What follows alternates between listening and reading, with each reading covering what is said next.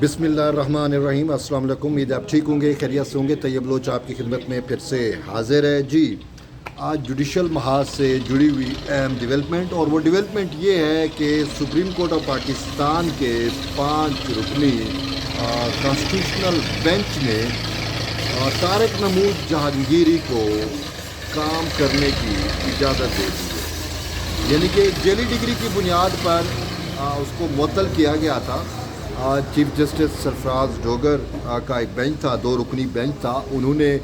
मियाँ दाऊद एडवोकेट हैं, उनकी एक दरख्वास्त थी। उस दरख्वास्त पर रजिस्ट्रार ऑफिस के भी अगरचे एतराज़ात थे, लेकिन उस दरख्वास्त में मेन मुद्दा अहलियत का था कि अहलियत की बुनियाद पर कैसे, जब किसी शख्स की या जज की अहलियत ही जो है वो चैलेंज हो और उस पर ही जो है वो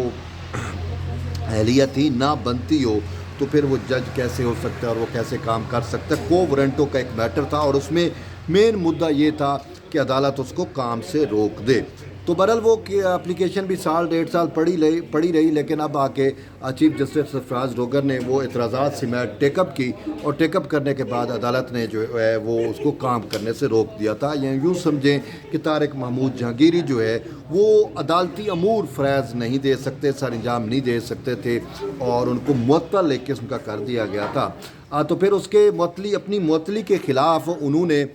सुप्रीम कोर्ट ऑफ पाकिस्तान से रजू किया, और आज जो है सुप्रीम कोर्ट ऑफ पाकिस्तान का जस्टिस मोहम्मद अमीनुद्दीन ख़ान की सरबराही में कॉन्स्टिट्यूशनल बेंच बैठा और उसने जो है समाअत की। और समाअत जो है वो तकरीबन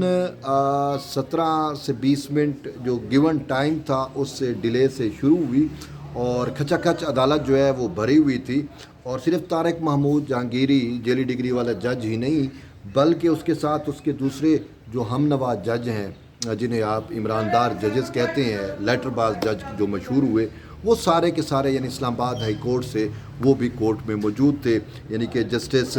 जो है वो सुमन रिफत तो इतनी मुतहरिक है कि वो इस्लामाबाद हाई कोर्ट की जज होने के साथ साथ सिंध हाई कोर्ट में भी इजहार यकजहती के लिए तारिक जहांगीरी के साथ पहुंच जाती है, और सिंध हाई कोर्ट पे भी दबाव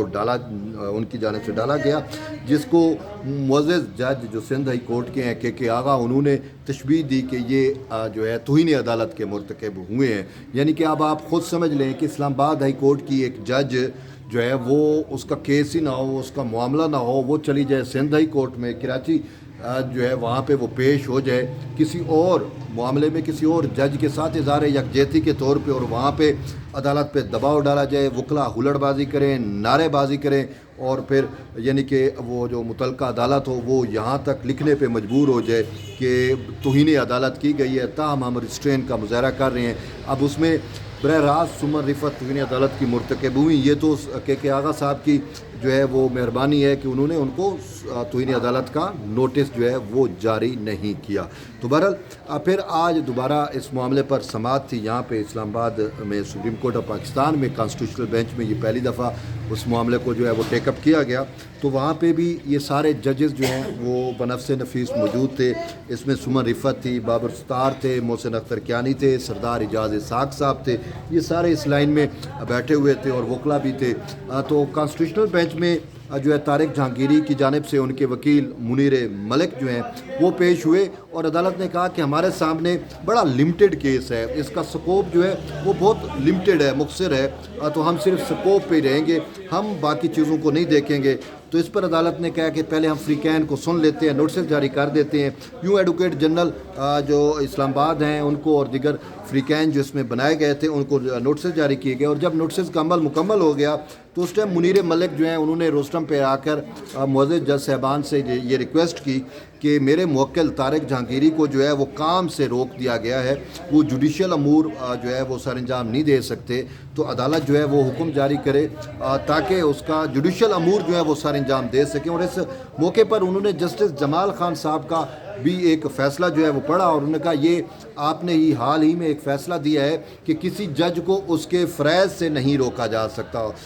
उसके अदालती अमूर से जो है वो नहीं रोका जा सकता, और ख़ुसूसन एक ही अदालत का जज जो है वो तो हरगिज़ नहीं रोक सकता। यानी कि हाई कोर्ट का मामला था, तो हाई कोर्ट का जज जो है वो दूसरे हाई कोर्ट के जज को काम से नहीं रोक सकता, अदालती अमूर सर अंजाम देने से नहीं रोक सकता। उन्होंने कहा आपने भी ये फ़ैसला दिया تو اب جو ہے میرے موکل کو کام سے روکا گیا ہے، تو مہربانی کریں اس کو کام کرنے کی اجازت دے دیں۔ تو عدالت نے کہا کہ آپ نے جس فیصلے کو کوٹ کیا ہے اس فیصلے کے حقائق ڈیفرنٹ ہیں، اور طارق جہانگیری کا جو معاملہ ہے اس کے حقائق ڈیفرنٹ ہے۔ اب وہ جو جس فیصلے کو ویسے کوٹ کر رہے تھے جمال خان کا، وہ منصور علی شاہ سے متعلق وہ فیصلہ تھا، اور منصور علی شاہ کا کوئی جیلی ڈگری کا تو میٹر تھا ہی نہیں، لیکن منصور علی شاہ نے اپنے ہی ججز کے خلاف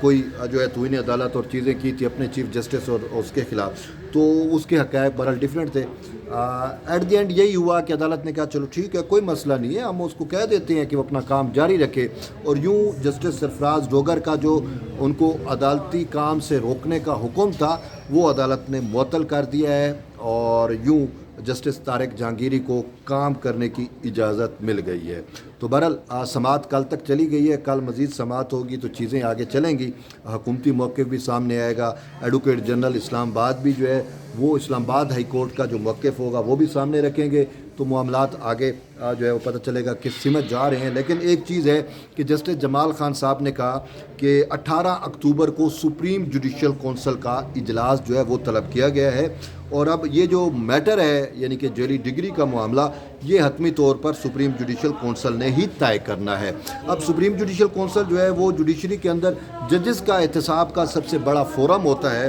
ججز کے ضابطہ اخلاق کا معاملہ ہو، ججز کا کرپشن کا معاملہ ہو، بدعنوانی کا معاملہ، واٹ ایور کوئی بھی معاملہ ہو، تو ججز کے خلاف جو ہے سپریم جوڈیشل کونسل سے ہی رجوع کیا جاتا ہے۔ اور یوں اگر آپ سمجھ سکتے ہیں کہ جتنے بھی یعنی کہ آئینی عہدے ہیں ان کو نہ ہی صدر ہٹا سکتا ہے، نہ وزیر اعظم، کوئی بھی نہیں ہٹا سکتا، ان کو ہٹانے کا طریقہ کار سپریم جوڈیشل کونسل میں ہی طے ہے، اور سپریم جوڈیشل کونسل ہی ان کو ہٹا سکتی ہے، چاہے وہ ہائی کورٹ کا جج ہو، چاہے سپریم کورٹ کا جج ہو، چاہے ایڈیٹر جنرل فار پاکستان ہو، تو یوں سپریم یا الیکشن کمیشن پاکستان ہو، یوں سپریم جوڈیشل کونسل جو ہے وہ 18 اکتوبر کو اس معاملے کو ٹیک اپ کرے گی، اور حتمی فیصلہ وہیں پہ ہونا ہے۔ لیکن طارق جہانگیری سے جیلی ڈگری والے جج سے جب سوال ہوا کہ اب تو آپ بحال ہو گئے ہیں تو آپ کیا کریں گے، تو اس نے کہا میں کیا کرنا ہے، میں جا کر عدالتی امور جو ہے سر انجام دوں گا۔ لیکن یہاں پہ ہمارے کچھ لوگ یہ تنقید ضرور کر رہے ہیں کہ ایک جج جس کی ڈگری ہی جیلی ہے اور جو وکیل بننے کے اہل نہیں ہے وہ جج بنا ہوا ہے، اور پھر جا کر عدالتی امور وہ کیا سر انجام دے گا؟ ویسے آپ بتائیں کہ آپ کے نزدیک کیا وہ تیر مار لیں گے؟ اتنے عرصے سے وہ بیٹھے ہوئے ہیں تو کیا کر لیں گے؟ بات یہ ہے کہ اس سے بڑا تیر کیا ہو سکتا ہے کہ یار یہاں پہ مجھے فون آتے ہیں کہ یار ہماری ایم فل کی ڈگریاں ہیں اور ایچ ای سی سے بھی اٹیسٹڈ شدہ ہیں، اوریجنل ڈگریاں، ہمیں نوکری نہیں ملتی۔ یہ کیسے ہو گیا کہ ایک جج کو جو ہے وہ جیلی ڈگری کے اوپر اس کو جج بھرتی کر دیا گیا وکیل کو؟ ٹھیک ہے، یعنی جیلی ڈگری پہ ایک بندہ جج بھرتی ہو جاتا ہے، یہاں پہ ایم فل اور پی ایچ ڈی والے اوریجنل سندیں جو ہیں وہ اٹھا کے در دھکے کھاتے ہیں کہ ہمیں کوئی نوکری دے دے، ٹھیک ہے نا؟ وہ درجہ چہاروں کی نوکری آتی ہے، وہاں پہ بھی ایم فل اور پی ایچ ڈی والے بیچارے اپلائی کر رہے ہوتے ہیں کہ چلو اور نہیں سرکاری نوکری مل جائے گی، اور یہاں پہ ہم دیکھ رہے ہیں کہ بندے کی ڈگری ہی جیلی ہے لیکن اس کو اطہر من اللہ نے جو ہے وہ جج بھرتی کرا دیا تھا۔ تو یہ ہمارے سسٹم کے ساتھ اس سے بڑا مذاق اور کیا ہوگا؟ اور وہ صاحب کہتے ہیں کہ جب میں جا کے عدالتی امور جو ہے وہ سر انجام دوں گا۔ میاں تو کون سے عدالتی امور سر انجام دے گا؟ آج تک تو نے کون سے جو ہے کوئی ایک ایسا فیصلہ بتا دو جو طارق محمد جہانگیری کا کہ ایک ایسا فیصلہ جس کی نظیر جو ہے وہ آج دنیا میں پیش کی جاتی ہو کہ جنہوں نے اتنا بہترین فیصلہ دیا۔ بات یہ ہے کہ جب آپ کی اہلیت نہیں ہے تو آپ کیا کر لیں گے؟ سیدھی سی بات ہے۔ تو بہرحال یہ معاملہ جو ہے وہ بڑا جوڈیشل محاذ پہ بہت زیادہ گرما گرمی ہے، اور میں اکثر کہتا ہوں کہ ہماری جوڈیشری جو ہے وہ ریسیٹ پہ لگی ہوئی ہے۔ اور دوسرا یہ ہے کہ جو جوڈیشل محاذ پہ آپ کو فائٹ نظر آ رہی ہے یہ بڑی فیصلہ کن فائٹ ہے، اور اس میں ایک سائڈ پہ پاپولسٹ اپروچ والے ججز ہیں اور ایک سائڈ پہ آئین و قانون کو والے ججز ہیں۔ اور اس حوالے سے جسٹس محمد علی مظہر نے جو فیصلہ جاری کیا وہ بڑا انہوں نے واضح طور کے اوپر کہا کہ کوئی جج جو ہے وہ عوامی رائے اور منشا پہ فیصلہ نہیں دے سکتا اور نہ اس کو دینا چاہیے۔ جج کو جو ہے وہ فیصلہ آئین اور قانون کے مطابق دینا چاہیے، جو سامنے آئین پڑا ہے، جو سامنے قانون پڑا ہے۔ لیکن یہ موصوف